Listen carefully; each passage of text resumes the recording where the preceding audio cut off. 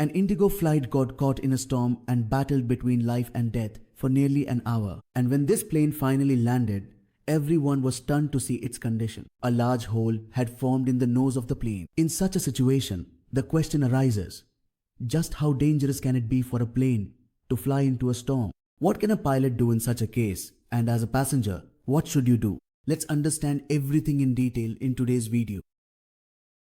Friends, this is Delhi Airport. Today, we will take off from here together, and I will be flying this plane. During this entire journey, we will face a storm. We will have a run-in with Pakistan and then land safely at Srinagar Airport. We will try to create a situation similar to what happened with the Indigo airline. So first of all, after getting permission from Delhi ATC, I took off the plane. Even during takeoff, we can see that the weather is getting a bit bad. That's why we might have to face a bit of turbulence.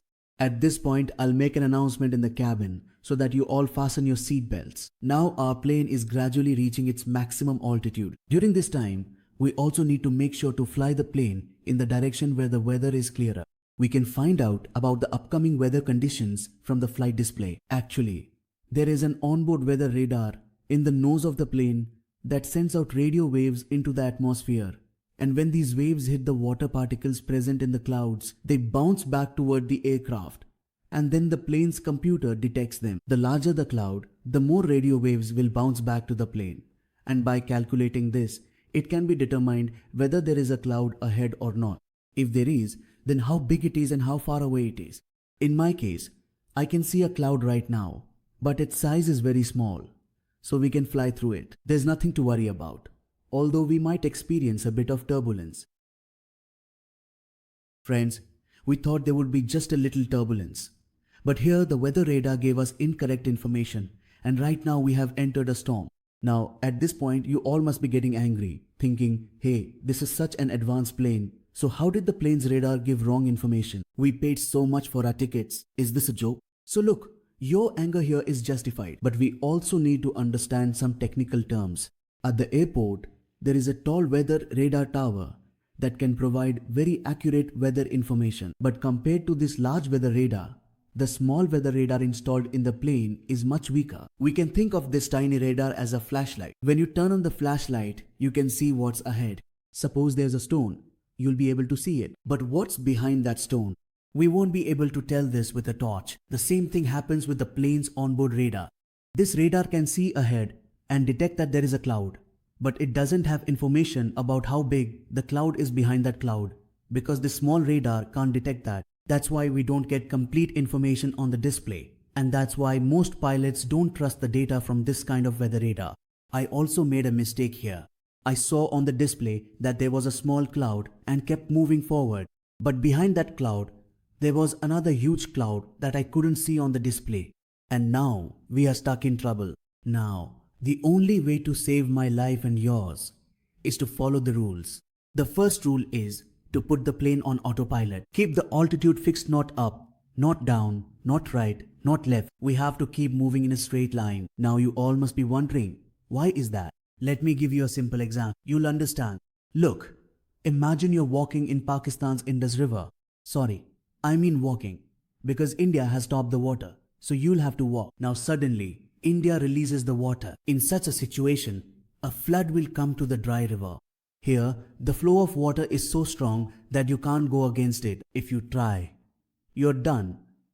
For you'll have to move along with the flood and wait for the water to calm down a bit. The same thing happens with a plane when it enters a storm. The plane has to fly along with the storm.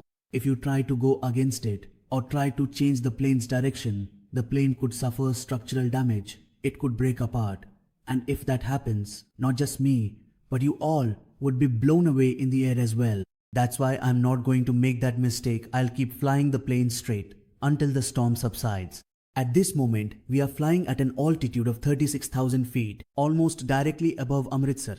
Although some people think that storm clouds don't occur at 30 to 35,000 feet altitude. But that's not true, friends. Storm clouds like these can even reach up to 50,000 feet in altitude. Anyway, following the rules, we are moving straight ahead. But wait, now we're entering Pakistani airspace, and currently there's tension between India and Pakistan. That's why both countries have banned each other's flights. Normally, when civilians' lives are at risk, or if there's an emergency on a passenger plane, both sides should set aside their tensions for a while and help the plane, because such a plane could crash anywhere. It could crash in Pakistan and cause devastation there, or it could crash in India and cause devastation here as well. That's why the better option is always to save civilian lives. But when I spoke to the Pakistani ATC, so he flatly refused, saying that you cannot fly over Pakistan. It was like being caught between a rock and a hard place.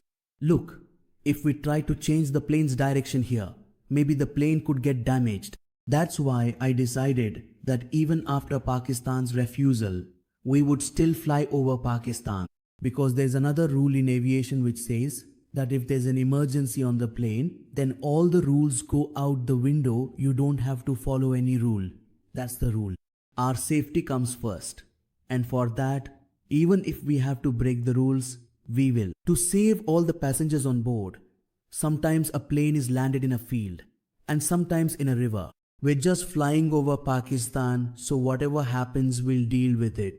We have gradually entered Pakistani airspace. Now, obviously, the Pakistani ATC must be seeing all this on their radar, but they won't be able to do anything except alert us. For that, they'll radio me and say that you can't fly here. At this point, I can make any excuse, like saying it's an emergency. So what can I do? You can do whatever you want. I'm going to keep flying, and if they bother me too much, I'll just disconnect the call. However, according to the rules, in a no-flying zone or when the airspace is closed, if an unidentified plane enters, it can even be shot down with a missile, because an unknown plane could be a threat.